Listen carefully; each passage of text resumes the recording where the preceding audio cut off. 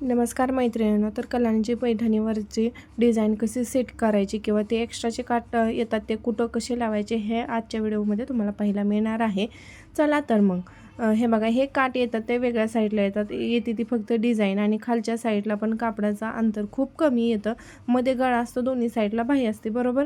आणि हे शिवताना बऱ्याच जणींना प्रश्न पडतो की हे काटाचं नेमकं करायचं काय, आणि बरेच जणी असे करतात की हे काट आहेत ना ते ब्लाऊजच्या फ्रंटला क्रॉसपट्टी म्हणून पण यूज करतात. तर तसं न करता हे बघा, हे बॅक साईडला काय करायचं, गळा ॲडजस्ट होत नाही.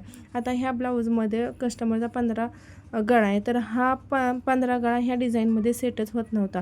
मग वरून जास्त अंतर ठेवण्यापेक्षा खाली जास्त अंतर राहिलेलं बरं, आणि हे खाली राहिलेल्या जास्त अंतरामध्ये हे काट आहेत ते सेट करायचे असतात. हे काट कसं वरती तुम्ही पाहिलंच असेल मी कसं फोल्ड करून स्टिच केलं आणि खाली सरळ टीप मारून घ्यायचे आणि त्यावरती अस्तर ठेवून आपल्याला गळा अगोदर अस्तरावर कट करायचा नाही. ज्याप्रमाणे मेन फॅब्रिकवर गळा असतो आहे त्याचप्रमाणे तो स्टिच करायचा असतो आहे. त्यासाठी अस्तरचं मध्य घ्यायचं आहे, आणि जर कापड मेन फॅब्रिकवरचं गळ्याचं जास्त होत असेल तर मधून त्याच्या टीप मारून घ्यायच्या आणि हे अस्तरावर सरळ टीप मारून घेऊ, जेणेकरून इकडं तिकडं हलणार नाही आणि गळा व्यवस्थित सेट होईल.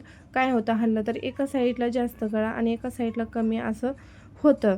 तर हा व्हिडिओ आहे ना, मी हा व्हिडिओ 2-4 मैत्रिणींच्या कमेंट मला आल्या होत्या की ताई कलांजली पैठणीवरचा ब्लाऊज कसा स्टिच करायचा हे दाखवा. त्यांच्याकडनं चुकलं होतं. त्यांनी जो काट आहे तो पुढं पट्टी म्हणून क्रॉसपट्टी म्हणून यूज केलेला होता, तर त्यांना हा बघायचा होता. आणि हा व्हिडिओ आहे तो मी पहाटे 4 वाजता शूट करते. आता काहींना प्रश्न पडेल की ही कधी झोपती कधी आणि व्हिडिओ सारखं शूट करते नाही का, असं सगळ्यांना प्रश्न पडू शकतो आहे. तर बऱ्याच जणांना माझी काळजी आहे.